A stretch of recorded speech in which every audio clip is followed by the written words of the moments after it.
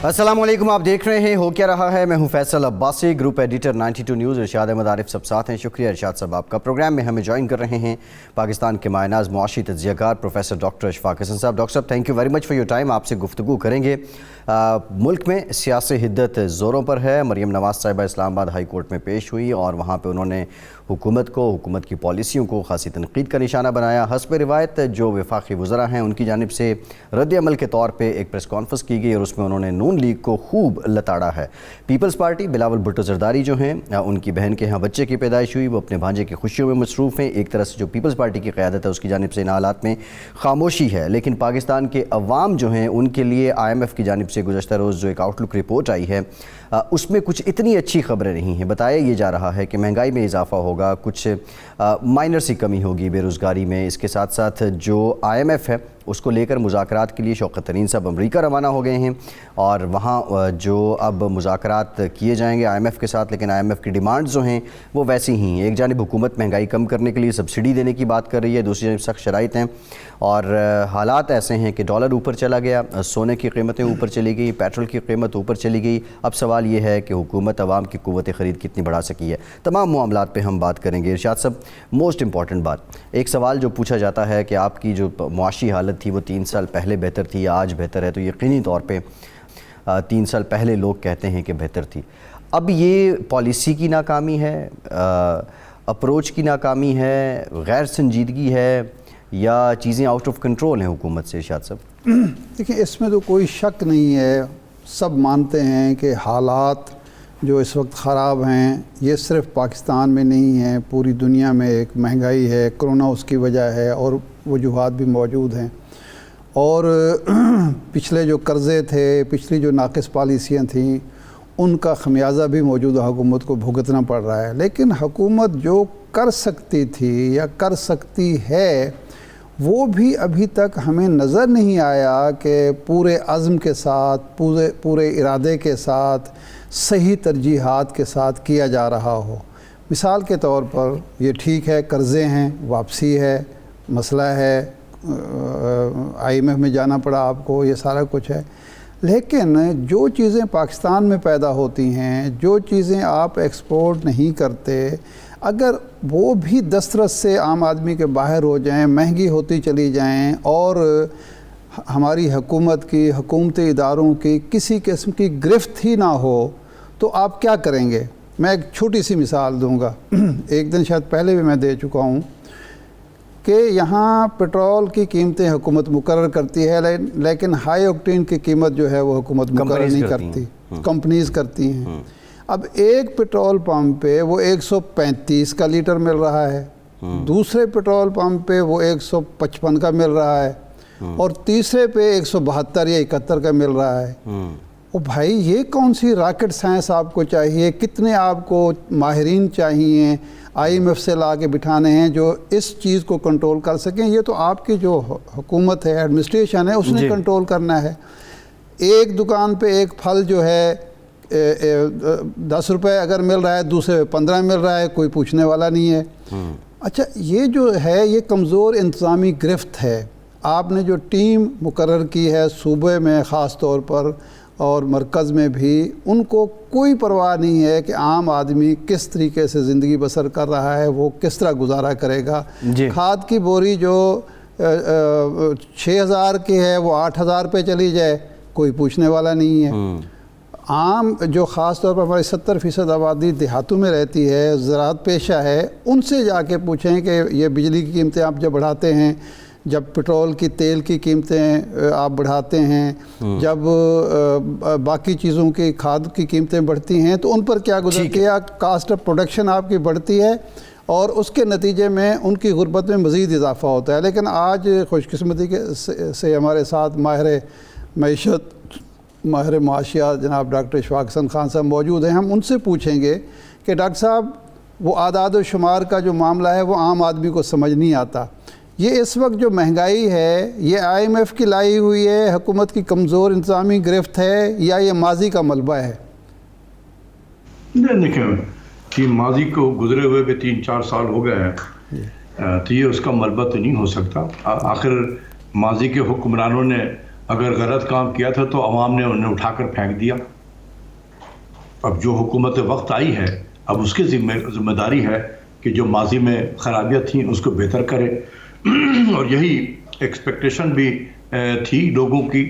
اور یہ حکومت جب اپوزیشن میں تھی تو لوگوں کو یہی ایکسپیکٹیشن دلوایا تھا کہ ہمارے پاس تو 200 کے قریب لوگ ہیں جو باہر سے آئیں گے اور آ کے سب اچھی جگہ پہ ہم نے کی جگہوں پہ بیٹھیں گے اور پاکستان کی معیشت کو اور کہاں آسمان پہ پہنچا دیں گے. تو وہ کہاں چلے گا بھی وہ لوگ. تو آپ جب ایکسپیکٹیشن بڑھاتے ہیں عوام کے، اس لیے میں ہمیشہ کہتا ہوں سیاسی لیڈروں کو کبھی عوام کی ایکسپیکٹیشن کو اس حد تک نہ پہنچا دیں کہ جب آپ اس پہ ڈیلیور نہیں کر پاتے ہیں تو بہت تیزی سے آپ پھر نیچے کی طرف بھی آتے ہیں جو ابھی ہو رہا ہے. تو دیکھیں مہنگائی کا آپ نے ذکر کیا، اس کے بہت سارے وجوہات ہیں.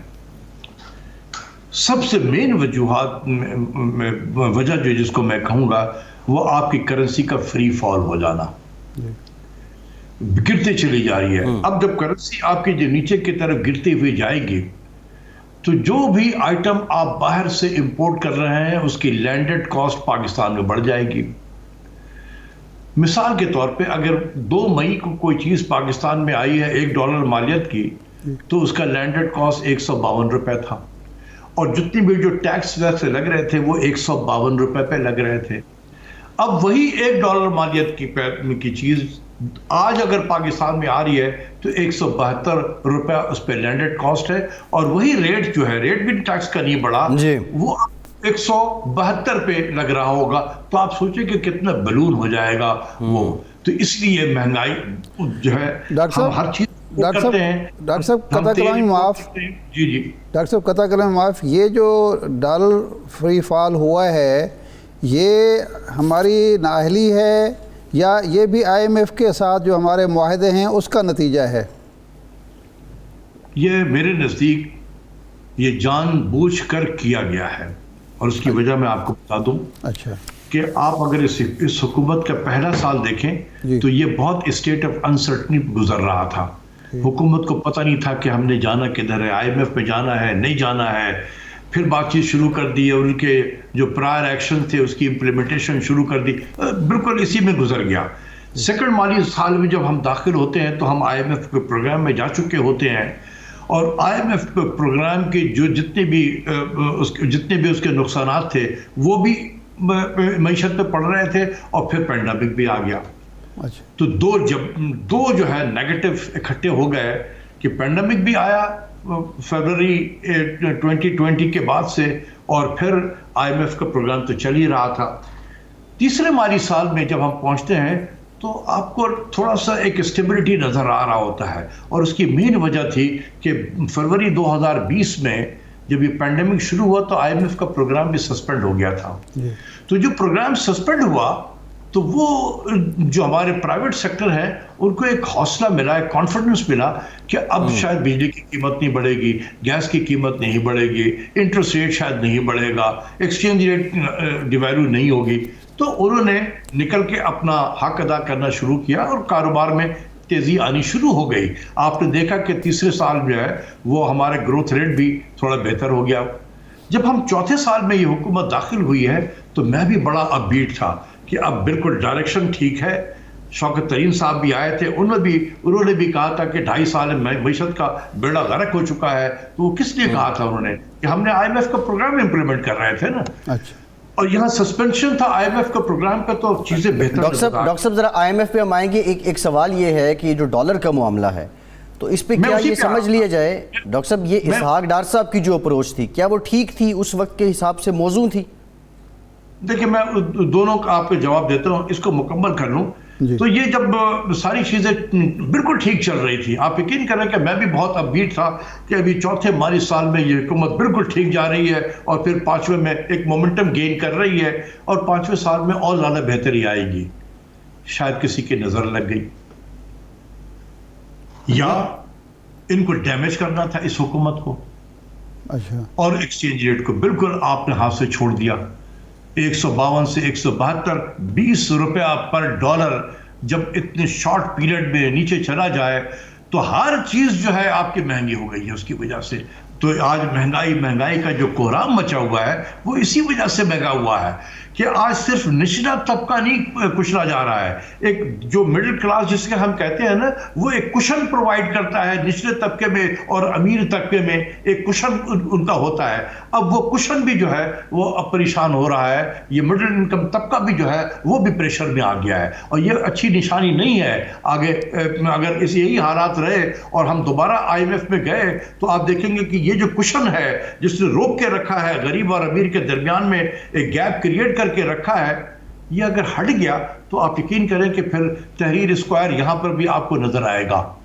ڈاکٹر صاحب یہ جو آپ نے فرمایا کہ نظر لگ گئی یا کسی نے جان بوجھ کے ایسا کیا, تو کیا 3 سال میں یہ تجربہ حاصل نہیں ہوا حکومت کو کہ نظر نہ لگنے دے اور کسی کو شرارت نہ کرنے دے؟ 3 سال میں یہ کچھ نہیں سیکھ پائے؟ اب یہ تو پرائم منسٹر بھی بتائیں گے. آپ لوگوں کے ملاقات ہوتی رہتی ہے, آپ پوچھیں پرائم منسٹر سے کہ آپ کو سمجھ میں نہیں آ رہا تھا کہ یہ ہو کیا رہا ہے, یہ اچانک ہر چیز خراب کیسے ہو گئی ہے.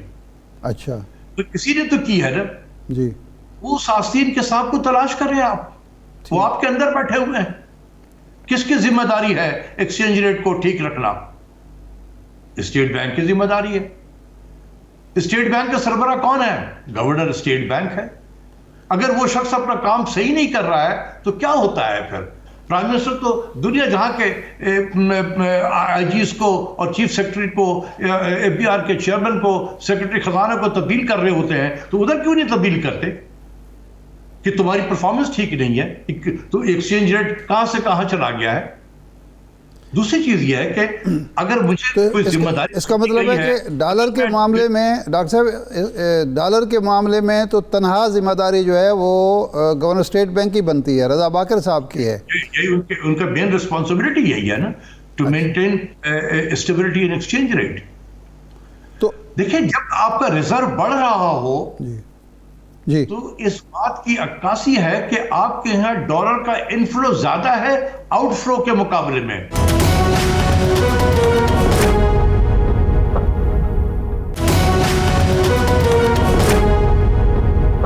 ڈاکٹر صاحب ایک بڑا انٹرسٹنگ بات ہے, یہ جو اعداد و شمار آتے ہیں, آپ کا کرنٹ اکاؤنٹ جو ہے وہ اوپر چلا جاتا ہے, آپ کی ایکسپورٹ بڑھ جاتی ہیں, اس کے باوجود جو معیشت کے کلیے ہیں وہ ہم دیکھیں, لیکن اس کے باوجود آپ کا روپی ڈی ویلیو ہو رہا ہے. کچھ لوگ کہہ رہے ہیں کہ افغانستان والا فیکٹر تھا, اب اس پہ بھی ایک پالیسی آ گئی ہے. کیا اونلی افغانستان جو ڈالر جا رہا ہے وہی ریزن ہے, یا یہ جو فگرز ہیں یہ ڈاؤٹ فل ہیں؟ اور کیا یہ سٹاک ہو رہا ہے, کہیں ذخیرہ اندوزی ہو رہی ہے؟ دیکھیں جن لوگوں نے یہ جان بوجھ کر اس حکومت کو کمزور کرنے کے لیے یہ جو اقدامات کیے ہیں وہ یہی باتیں کر رہے ہیں کہ یہ تو افغانستان کی وجہ سے ہو رہا ہے. بھائی 2 مئی 2021 میں ہمارا روپیہ 152 روپیہ ایک ڈالر کے برابر تھا. 5 اگست سے افغانستان کا کرائسس شروع ہوا ہے, تو 5 اگست تک تو ہم 11 روپے آلریڈی لوز کر چکے تھے. اچھا, اس کا مطلب افغانستان فیکٹر نہیں ہے آپ کے خیال میں؟ نہیں ہے. دوسری چیز یہ ہے کہ آپ خود اپنے آپ کو ایک ایکسپورٹر سمجھیں, اور جو آپ کے دوسرے ساتھی بیٹھے ہوئے ہیں وہ اپنے آپ کو امپورٹر تصور کر لیں آپ تھوڑی دیر کے لیے, اپنے ناظرین کے لیے. نہیں ضرور ایک طرف سے کرنسی جو ہے مسلسل نیچے گراوٹ کی شکار ہے, تو آپ ایز اے ایکسپورٹر یہ آپ کے انٹرسٹ میں ہوگا کہ آج میں اپنے ایکسپورٹ کی جو پروسیڈز ہیں ڈالر وہ ملک میں نہ لاؤں, روک کے رکھوں, بعد میں لاؤں گا. جب 2-4 ڈالر روپیہ اور بھی نیچے چلا جائے گا تو مجھے $1 پہ 3-4 روپے زیادہ مل جائیں گے. تو آپ نے ڈالر لانا بند کر دیا. صحیح. جو آپ کے ساتھی ہیں جو یہ امپورٹر ہیں انہوں نے کہا کہ بھائی LC تو میں نے 1 مہینے کے بعد کھولا تھا, میں آج ہی کیوں نہ کھولوں, کیونکہ آج 172 ہے, کیا پتا کہ یہ 200 نہ ہو جائے. ٹھیک. انہوں نے آج ڈیمانڈ ڈالر کی کریٹ کر دی اور آپ نے سپلائی میں کمی کر دی کیونکہ آپ ایکسپورٹ کے پروسیڈز نہیں لا رہے ہیں. تو پھر یہ ڈیمانڈ سپلائی کا گیپ ہوا, یہ پریشر جو ہے وہ کنٹینیوسلی چل رہا ہے. اس کا افغانستان سے کوئی تعلق میرے نزدیک, اگر ہوگا بھی تو بہت مائنر سا امپیکٹ ہوگا. لیکن یہ جب ایک ہوتا نا ایکسپیکٹیشن آف فردر ڈیویلویشن, یہ ایک جو ہے زہر قاتل ہے. ڈاکٹر صاحب اب جو نئی شرائط آ رہی ہیں، اب وہ جو سسپینڈ تھا پروگرام IMF کا، وہ چونکہ دوبارہ بحال ہو گیا، اب یہ جا بھی رہے ہیں، یہ اب وہ کہتے ہیں جی بجلی 2 روپے اور مہنگی کر دیں، گیس کی قیمتیں زیادہ کریں، پیٹرول کی قیمتوں پر جو آپ وہ کرتے ہیں وہ نہ کریں، ویسے بھی عالمی مارکیٹ میں ٹیکس زیادہ لگائیں، تو کیا ہم اس سے کوئی بچ سکتے ہیں ان شرائط سے، اور کیا یہ ہمارا مقدر ہے کہ یہ مہنگائی بڑھاتے ہی چلے جانا ہے ہم نے؟ بڑا اچھا سوال کیا ہے آپ نے. لیٹ میں تھوڑا سا، میں ٹیکنیکل تو ہے لیکن بہت کوشش کروں گا کہ میں عام فہم زبان میں سمجھاؤں.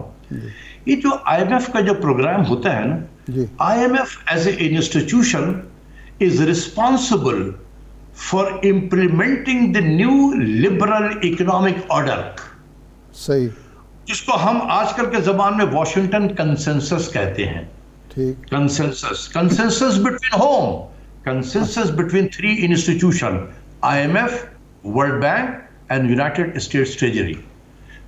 تین اداروں کے درمیان ایک کنسنسس ہے. کس چیز پہ کنسنسس ہے؟ 4 چیز پہ.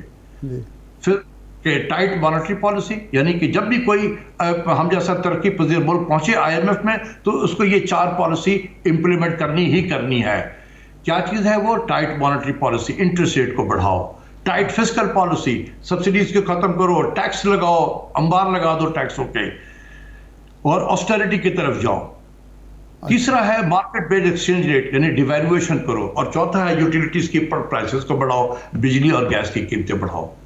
یہ ہے واشنگٹن کنسنسس. کیا IMF اکیلا کچھ پاکستان کو ریلیف دے گا؟ یہ تو 3 ملکوں کے 3 اداروں کے درمیان میں ہے. تو جب تک یونائٹڈ اسٹیٹس ٹریجری آپ کو اجازت نہیں دے گی IMF کو، یہ اس میں کوئی نرمی نہیں ہو سکتی. ڈاکٹر صاحب جناب عمران خان صاحب تو ریاست مدینہ کی بات کرتے ہیں، اور ریاست مدینہ میں تو ٹیکس کم سے کم ہوتے ہیں. ویسے بھی ابن خلدون یہ لکھتا ہے کہ اچھی ریاست وہ ہوتی ہے جہاں ٹیکس کم ہوں، اور بری ریاست کا جو اس نے بتایا ہے وہ کہتے ہیں جہاں بھی ٹیکس بڑھیں گے وہ ریاست بری اور تباہ حال ہوتی چلی جائے گی. اس میں دیکھیں، میں جہاں حکومت کی جو ذمہ داری ہے، کچھ پاکستانی عوام کی بھی ذمہ داری ہے. جو لوگ صاحب حیثیت ہیں، جنہوں نے ٹیکس دینا ہے، وہ ہمارے یہاں شاید کلچر نہیں ہے ٹیکس دینے کا. ہمارے یہاں کلچر ہے ٹیکس کو اوائڈ کرنے کا. ہر وہ راستہ اختیار کریں گے کہ ٹیکس دینا نہ پڑے ہمیں. کاروبار میں نقصان دکھائیں گے کہ جی ہم تو لٹ گئے ہیں، برباد ہو گئے ہیں. ہمارا ایک کلچر ہے، منافع میں اگر کمی ہو جائے تو a loss in profit is treated as loss in business. جی جی بڑا نقصان ہو گیا ہمارا. بھئی کیا ہو گیا؟ وہ پچھلے سال 100 روپے کمائے تھے، آج میں نے 50 کمایا اس سال میں، بڑا نقصان ہو گیا جی ہمارا. یہ نہیں کہہ رہے کہ جی آپ نے 50 روپے کمایا ہے، this is your profit. So a decline in profit is treated as loss in business. اور پھر ہم رونے شروع کر دیتے ہیں اور ٹیکس ویکس. مطلب یہ کہ ہمارے یہاں کلچر نہیں ہے. اگر ہم ایز اے پاکستانی، جو ہمارے جو صاحب حیثیت لوگ ہیں، وہ اگر ٹیکس اپنا دے دینا تو اس قوم کو اور IMF کے پاس جانے کی ضرورت نہیں پڑے گی. جی ٹھیک ہے، بالکل ہم کرتے ہیں کہ IMF کے پاس کیوں جا رہے ہیں. جی بالکل ڈاکٹر اشفاق حسن صاحب، thank you very much for your time. ان پر آپ بالکل بات ٹھیک کہہ رہے ہیں، لیکن جو صاحب ثروت لوگ ہیں وہ پھر FBR سے شکوہ کرنا بھی رہتے ہیں کہ جو پالیسی ہے دیٹ از ناٹ فرینڈلی. ایک بریک لیتے ہیں، بریک کے بعد کچھ سیاسی بات بھی کریں گے، لیکن یہ بھی جانیں گے اگر IMF پروگرام میں جانا ہے تو پھر مہنگائی کم کرنے کے لیے سبسڈی کیسے دی جائے گی. بریک کے بعد بات کرتے ہیں.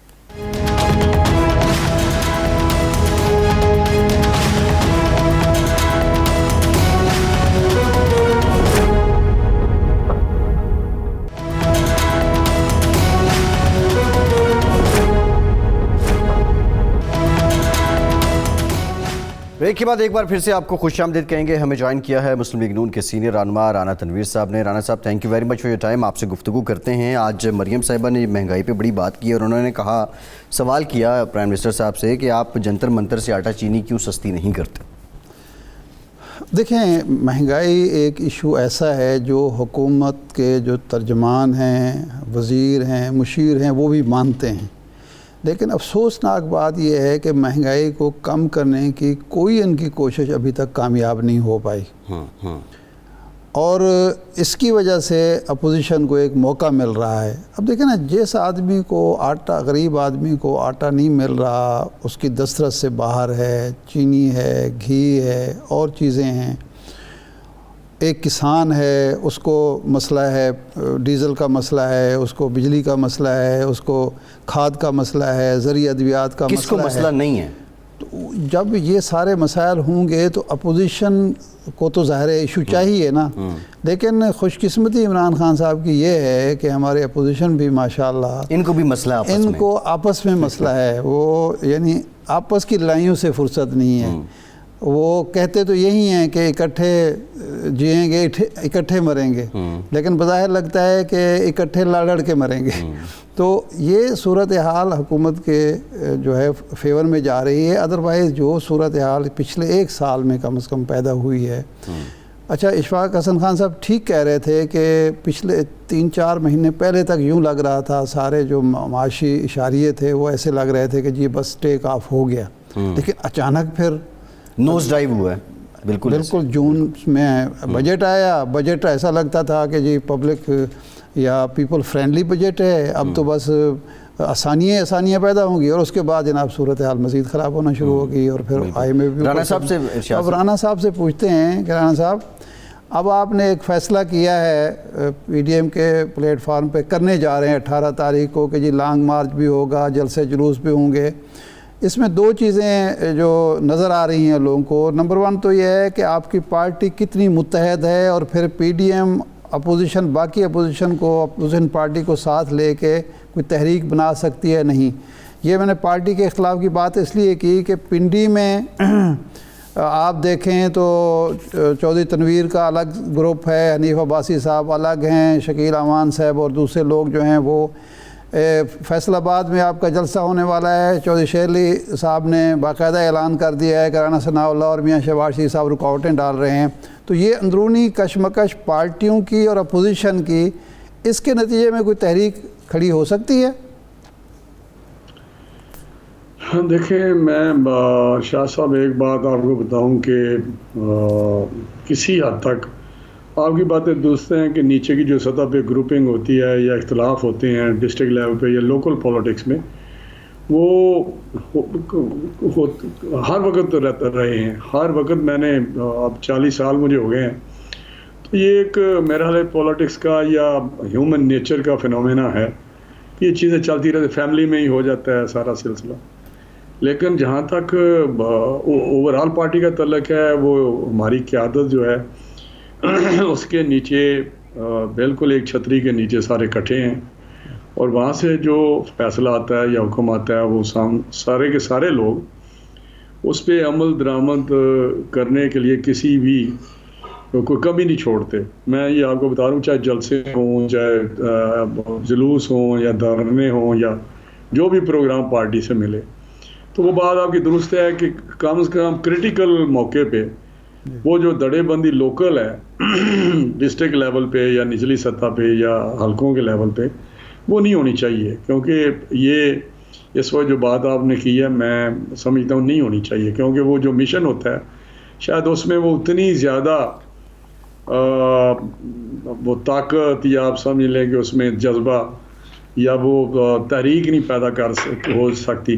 اگر ہم جس طرح آپ نے فیصل آباد کی بات کی، اب چونکہ شیر علی صاحب بڑے سیزنڈ پولیٹیشین ہیں، بڑے سینئر رہنما ہیں، ہمارے بزرگ ہیں، لیکن میں سمجھتا ہوں کہ اس قسم کی بات نہیں ہونی چاہیے جو انہوں نے کی ہے. اور یہ تصور سے ہی باہر ہے کہ شہباز صاحب یا ثناء اللہ صاحب وہ کیوں کریں گے. میرا خیال ہے شیر علی صاحب سے زیادہ ان کی اپنی وہاں عزت کا مسئلہ ہے ثناء اللہ صاحب کا. رانا صاحب، لیکن مریم صاحبہ بھی یہ کہتی ہیں کہ پارٹی میں کچھ لوگ ہیں جو ہم سے خوفزدہ ہیں اور جن سے ہم خوفزدہ رہتے ہیں. تو یہ بھی تو ظاہر بات ہے لیڈرشپ کی سطح پر ہی وہ کر رہے ہیں نا، کوئی کارکنوں کی بات تو نہیں ہو رہی. ہاں، میں کہہ تو نہیں سکتا یہ کس کنٹیکسٹ میں بات انہوں نے کی ہے. آنیسٹلی میں نہیں کہہ سکتا اس پہ، یہ نہیں کہ ویسے، لیکن مجھے اس کی کوئی جناب جاوید لطیف صاحب کا جب ذکر ہوا، ان کو جو شوکاز نوٹس جاری ہوا ہے، اس پر انہوں نے کہا کہ پارٹی میں کچھ لوگ ہیں، کیونکہ لوگوں نے سوال کیا تو اس پہ انہوں نے کہا کہ پارٹی میں کچھ لوگ ہیں جن سے ہم خوفزدہ ہیں اور جو ہم سے خوفزدہ ہیں. اشارہ تو یہی تھا کہ جاوید لطیف صاحب ٹھیک کہہ رہے ہیں کچھ لوگوں کے بارے میں. نہیں میرا خیال ہے وہ اس کو کسی نے نہیں ماننا. جو لطیف صاحب جو ہیں انہوں نے جو بات کی ہے اس کو تو میرا سبھی نے کہا ہے کہ ایسی بات نہیں کرنی چاہیے تھی. اگر کسی کہ کوئی ذہن میں کوئی بات ہے تو پارٹی کے اندر بیٹھ کے اس قسم کی بات ہونی چاہیے. بار وہ ایک قصہ ہے وہ پرانا ہو گیا ہے. رانا صاحب یہ کوئی اتنا اہم بات نہیں ہے وہ میں اس کو ڈسکس نہیں. چودھری شیر علی صاحب کا بھی ذکر ہوا ہے. یہ تو بڑا پرانا تنازع ہے. آج تک یہ معمہ یہ تنازع آپ کی قیادت حل نہیں کرا سکی. وجہ کیا ہے؟ کیا چودھری شیر علی صاحب نواز شریف شہباز شریف کے بس سے باہر ہیں اس وجہ سے یہ حل نہیں ہو سکا، یا رانا صاحب کی طرف سے کوئی لچک نہیں ہے؟ اس کو تو اب تک ختم ہو جانا چاہیے تھا. 1 دہائی ہو چکی ہے اس تنازع کو. میں سمجھتا ہوں یہ ختم ہونا چاہیے، میں یہی کہہ سکتا ہوں. لیکن جہاں تک بات آپ نے دوسری کی وہ زیادہ ضروری ہے. اسے پارٹی ہماری بالکل ٹھیک ہے. جب بھی کبھی تاریخ چلے گی تو میں آپ کو یقین دلاتا ہوں کہ کوئی بھی ایک ورکر بھی پیچھے نہیں رہے گا. وہ سبھی انشاءاللہ اس میں اپنا حصہ ڈالیں گے اور چلنی چاہیے. یہ جو بات آپ نے کی ہے 3 سال ایک سمجھ لیں کہ بلیسنگ گورنمنٹ کے لیے یا کچھ ایسی حالات تھے کہ ہمارے لیڈران ہماری قیادت سبھی پارٹیوں کی اندر جا رہی تھی باہر آ رہی تھی جیلوں میں، تو اس طرح شاید وہ بات نہیں ہو سکی. لیکن جہاں ہمیں مہنگائی کی بات کرنی چاہیے تھی شد و مت سے، کیونکہ یہ ایک عام آدمی کا مسئلہ تھا اور عام آدمی ہم سے سننا چاہتا ہے اپوزیشن سے. اور یہ ہماری فرض بھی ہے کہ اگر عام آدمی کے حالات ارشاد صاحب جو آپ نے ذکر کیا ہے، اگر وہ دیگر گو ہیں، وہ 2 وقت کی روٹی نہیں کھا سکتا، عزت کے ساتھ رہ نہیں سکتا، اپنے بچوں کی فیسیں نہیں دے سکتا، علاج نہیں کرا سکتا، تو یہ بہت ساری ایشو ہے. تو میں سمجھتا ہوں کہ پھر ہمیں ان کی بات ضرور کرنی چاہیے اور ہمیں ایشو اٹھانا چاہیے. یہ جو بجٹ کی آپ نے بات کی شاہ صاحب، بڑی آپ نے اچھی باتیں کی ہیں. بجٹ میں سمجھتا ہوں کہ جو بجٹ جس چیز کو ہم کہتے ہیں یا جس کو جو کنسیپٹ تھا، یہ ایک کانسٹیٹیوشنل کور تھا اس کو کہ 1 سال کی آمدن اور خرچ اخراجات کا جو میزانیہ وہ پیش کیا جائے گا، اس کی سینکٹیٹی ہوتی تھی. اگر آپ کو یاد ہو تو یہ ایک بڑا مقدس سمجھ لیں، اس انداز سے میں نہیں کہہ رہا، لیکن ایک ضرور سیکرٹ ڈاکومنٹ ضرور ہوتا تھا جس کو ایک تیار کیا جاتا تھا. آپ کو پتہ ہے CBR یا FBR سیل کر دیا جاتا تھا، ٹیلی فون لائنیں کاٹ دی جاتی تھی. آج تو یہ بجٹ کوئی ہے ہی نہیں ہے. یہ ایک ایسا لے آتے ہیں فگرز جو اس وقت روزی سی پکچر ہوتی ہے جو آپ نے بات کی فرینڈلی بجٹ، لیکن اصل میں بجٹ ہوتا ہی نہیں ہے. بجٹ تو سارا سال بناتے رہتے ہیں. بجٹ پیش کرنے کے بعد بھی آپ سمجھیں کہ اگلے دن بھی منی بجٹ آ رہا ہوتا ہے، پھر 8 دن بعد آ رہا ہوتا ہے. یہ بڑا ہی انفارچونیٹ ہے، بہت ہی سیریس بات ہے. بیڈ بجٹنگ اور انڈسپلن جو فائنینشیل انڈسپلن ہے، تو میں سمجھتا ہوں یہ بہت سیریس چیزیں ہیں. گورنمنٹ اب جو ہوتی ہیں وہ ان کی نظر میں نہ پارلیمنٹ کی کوئی توقیر ہے، اس کی کوئی سینکٹیٹی ہے، نہ سوورینٹی ہے، اس کو انڈرمائن کیا جاتا ہے، نہ کوئی بجٹ کی کوئی ایک سینکٹیٹی ہے یا اس کے کوئی وقت ہے. تو جب تک یہ چیزیں ٹھیک نہیں ہوگی ہم آگے کس طرح بڑھیں گے؟ پھر وہی ہوگا جو ہر روز پٹرول بڑھتا ہے، وہی ہوگا جو ہر روز مہنگائی بڑھتی ہے، وہی ہوگا جو شوگر میں یا ویٹ کو ہم صحیح یا NLG کی ہم سپلائی لائن چین سپلائی چین جو ہے وہ ٹھیک نہیں کر سکے. رانا صاحب یہ آپ کی قیادت کی طرف سے ہمیں سننے کو مل رہا تھا 4-5 مہینے پہلے کہ جی ہم اس حکومت کو گرانا نہیں چاہتے، تبدیل نہیں کرنا چاہتے. اور پیپلز پارٹی کے ساتھ بھی یہی اختلاف تھا، اس لیے کہ یہ اپنے بوجھ سے وہ گرنی چاہیے اور الیکشن قبل از وقت اگر ہو گئے تو ہم اس کا بوجھ نہیں اٹھا سکتے. اب لیکن آپ تحریک کی باتیں کر رہے ہیں اور آپ کہتے ہیں کہ جی الیکشن مڈ ٹرم شفاف الیکشن ہونے چاہیے، تو پالیسی میں کوئی تبدیلی آئی ہے. لیکن پھر آپ اگر چلے گئے ہیں پیپلز پارٹی کے لائن پہ تو پھر پیپلز پارٹی کو PTM میں خوش آمدید کہیں، مل کے چلیں. میں پارٹلی آپ سے اتفاق کر رہا ہوں، لیکن جو 2 اس کے حصے ہیں. ایک تو آپ نے کہا کہ آپ اس پہ آ گئے ہیں کہ گورنمنٹ کو ہٹانے پہ جو پیپلز پارٹی کہتی تھی اس وقت آپ نہیں مانے. نہیں، اس میں فرق تھا. پیپلز پارٹی کہتی تھی کہ گورنمنٹ کو ہٹایا جائے، ایجنڈا ہمارا ایک ہی تھا، ہٹایا جائے، لیکن تھرو ووٹ اور نو کانفیڈنس ہٹایا جائے، عدم اعتماد کے ذریعے ہٹایا جائے. جو ہم سمجھتے ہیں کہ فیوٹائل ایکسرسائز ہے، یہ نہیں ہوگا. ہم سمجھتے تھے گورنمنٹ کو اٹھایا جائے, ہم یہاں لانگ مارچ کریں, دھرنا دیں, اسی لیے موبیلائزیشن بھی اسی لیے کی تھی. جتنا پریشر یا جتنے جلسے ہم نے کیے تھے پورے پاکستان میں وہ اسی لانگ مارچ اور دھرنے کے لیے کیے تھے, اور ساتھ تھا کلب بائی کہ ہم ریزگنیشن دیں گے, استعفے دیں گے ہم. تو استعفے لے بھی لیے, پیپلز پارٹی نے بھی لیے, ہم نے بھی لیے, انہوں نے قیادت نے اپنے ممبر سے لے لیے. اس کا مطلب وہ پہلے شروع میں چاہتے تھے. اس میں میاں نواز شریف صاحب کا جو تھا سوچ, جو بڑی ٹھیک سوچ تھی کہ اگر ہم یہ سارے ریزائن کر دیں گے تو یہ ٹھہر نہیں سکے گی گورنمنٹ, اور پھر ڈیفینیٹلی 100% گورنمنٹ چلی جائے گی گھر. لیکن پہلے والا جو ایشو تھا, پیپلز پارٹی کا جو اپروچ تھی, وہ اتنی قابل عمل یا اس کا نتیجہ خیز نہیں تھی. لیکن آج سمر تو اسی کے نا رانا صاحب, اگر آپ استعفے دے دیتے تو کہاں ہوتے آپ؟ تو گراؤنڈ سے ہی باہر ہوتے. پیپلز پارٹی تو استعفوں ہم سمجھتے ہیں پھر اس اتنے تعداد میں استعفوں سے یہ گورنمنٹ کبھی نہ ہوتا, پھر الیکشن ہو جاتے. یہ میں آپ کو بتا رہا ہوں, یہ میرا بھی سوچ نہیں ہے, میری پکی یہ ایمان ہے کہ یہ گورنمنٹ نہیں ٹھہرتی. آپ جو بات کر رہے ہیں کہ ہم آپ بھی چاہتے ہیں کہ جو بات کی ہے شاہ صاحب نے بہت اچھی بات کی ہے کہ اس کا بوجھ ہم کیوں اٹھائیں.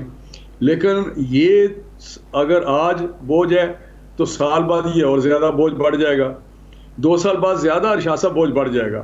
آج بھی چیزوں کو سنبھالنا, معیشت کو سنبھالنا, عام جو مسائل پیدا کر دی گئے ہیں, جو اداروں کو کمزور کر دیا گیا ہے, ان سب کو سنبھالنا میرا حال بڑا مشکل کام ہے.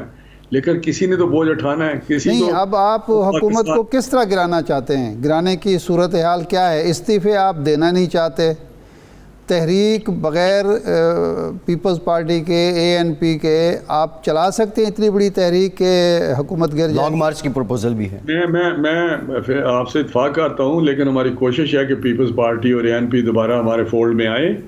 اور یہی شہباز صاحب نے مولانا فضل الرحمان صاحب سے جب ابھی ماڈل ٹاؤن میں ملاقات ہوئی ہے تو وہاں یہی کہا کہ پیپلز پارٹی کو ہمیں ساتھ لے کے چلنا چاہیے, اور وہ پارلیمنٹ کی حد تک انہوں نے کہا کہ ہاں ان کو ساتھ لے کے چلنا چاہیے.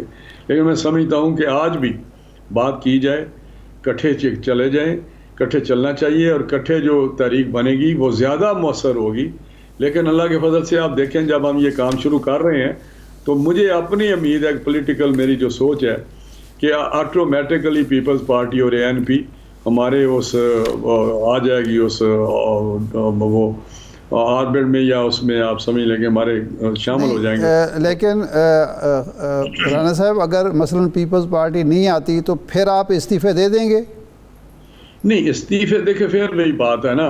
اگر آپ میرا حال میں اس کو تھوڑا کلیئر کر دوں, پیپلز پارٹی ANP ساتھ ہو تو استعفے دیں تو ان کی ایک اتنی نمبر ہے کہ پھر گورنمنٹ نہیں ضمنی الیکشن کرا سکتی یا چل سکتی. لیکن جب ہم دیں گے تو شاید اس کی وہ شاید نہیں, وہ ڈیفینیٹلی اس پہ نہیں. یہ فرمائیں کہ شہباز صاحب جب 2 قدم بڑھاتے ہیں ان کو روک دیا جاتا ہے. وہ پیپلز پارٹی کو ساتھ اگر آپ چلنا چاہتے ہیں تو ظاہر بات ہے کچھ نکات پیپلز پارٹی کے آپ مان کے چلیں گے نا, تو وہ میٹنگ پوائنٹ کیا ہوگا کہ آپ ان کو استعفوں پر راضی کریں گے یا آپ ان ہاؤس چینج پر راضی ہو جائیں گے؟ میٹنگ پوائنٹ کیا ہوگا آپ کا؟ جو بھی ہو چلنا ہمیں اکٹھے چاہیے. دیکھیں نا, اگر وہ نہیں کر سکتا, ہم نے وہ ساتھ رہے, ان کی بات ہم نے نہیں مانی, تو پھر کون سے ہم نے استعفے دے دیے یا ان استعفوں کا فائدہ کیا تھا؟ تو میں سمجھتا ہوں کہ اگر وہ سمجھتے ہیں استعفے نہیں دینے چاہیے, ہمیں عدم اعتماد کرنا چاہیے, تو لیٹس ٹرائی. یہ غلطی تھی رانا صاحب آپ کی جماعت کی؟ نہیں, غلطی نہیں تھی, وہ فیصلہ درست تھا. اگر وہ فیصلے میاں نواز شریف والا اگر وہ فیصلے پہ عمل کیا جاتا تو آج یہ گورنمنٹ آپ کو نظر نہ آ رہی ہوتی. لیکن چلیں, ان کا ایک آپشن تھا, ہم ایکسرسائز کر لیتے, فیل ہو جاتے تو پھر دوسری طرف چل پڑتے. لیکن ہمارا خیال تھا کہ اس کے فیل ہونے سے, عدم اعتماد ہماری ناکام ہونے سے وہ زیادہ مضبوط ہوں گے, جو کہ بڑا صحیح بات تھی. چلیں نہیں ہو, یہ پولیٹیکل اسٹریٹجی ہوتی ہیں, پولیٹیکل ایک بنائی جاتی ہے, ایک اپروچ ہوتی ہے, وہ لے کے چلتے ہیں. تو شاہ صاحب دیکھیں گے آنے والے دنوں میں, اور گورنمنٹ اس وقت وہ اس پوزیشن میں نہیں ہے کہ آپ اگر موومنٹ چلے تو اس کے سامنے وہ ٹھہر سکیں, کیونکہ اس وقت جو حال ہے وہ آپ کے سامنے ہے. جی ٹھیک, کوئی اس سے راستہ نہیں ملتا. ٹھیک تو اللہ کرے گا چیزیں بہتری کی طرف چلی جائیں گی. جی ٹھیک ہے, بہت شکریہ رانا تنویر صاحب. آپ کے بریک لیتے ہیں اور بریک کے بعد ذرا اس معاملے پہ بات کریں گے. ترمیمی آرڈیننس آ گیا نیب کا, لیکن چیئرمین کا جو نوٹیفیکیشن ہے وہ ابھی تک نہیں ہوا. اب یہ ہونا ہے یا نہیں ہونا ہے, وزارت قانون اس پہ کوئی واضح اپنا پوائنٹ آف ویو نہیں دے رہی ہے. بریک کے بعد اس پہ بات کرتے ہیں.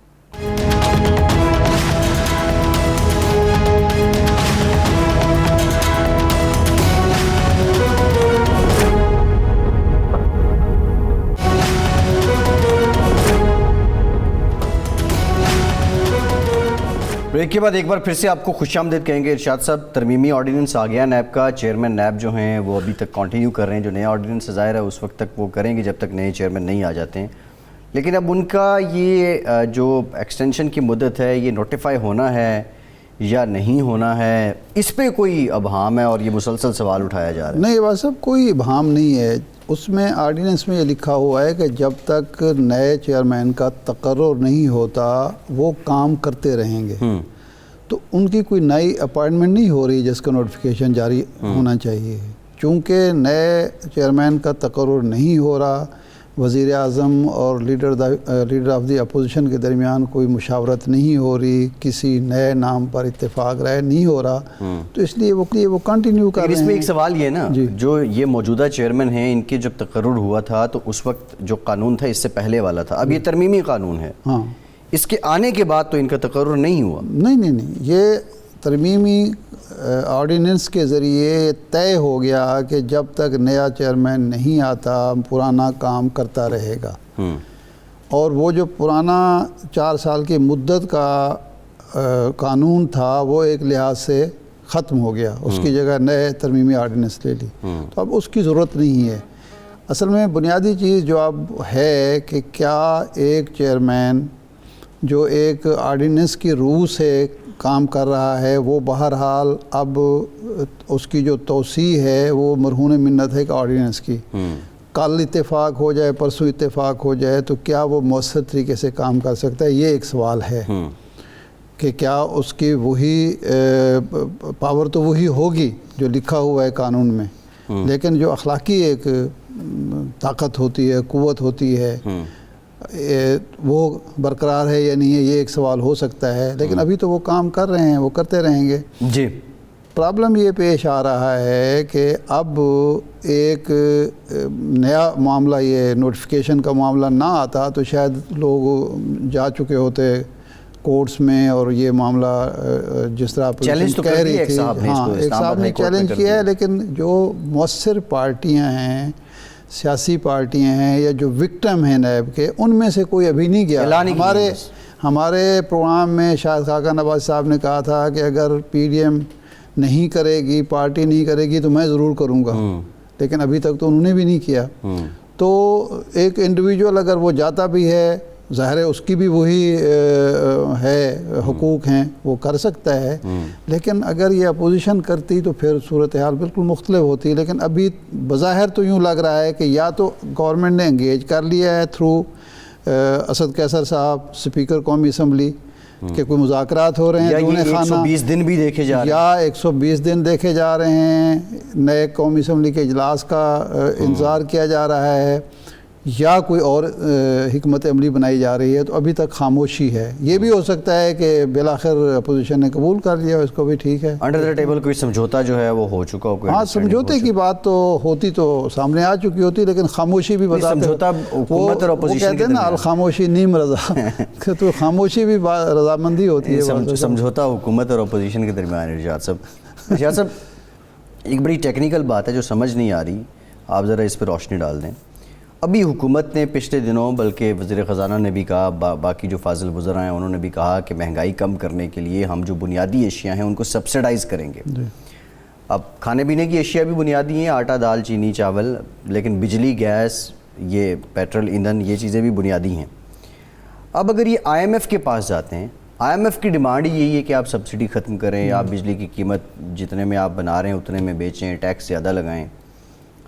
یہ کیسے مینیج کریں گے؟ آئی ایم ایف کیسے ان پہ ٹرسٹ کرے گا, اور حکومت کی بات پہ عوام کو کیسے ٹرسٹ کرنا چاہیے کہ سبسڈائز ہوگا؟ دیکھیں, یہ جو گمیکس ہیں نا, یہ جو ہم چھوٹے موٹے شعبدہ بازی کرتے ہیں نا, حکومتیں کرتی ہیں, اس کا کوئی فائدہ نہیں ہوتا.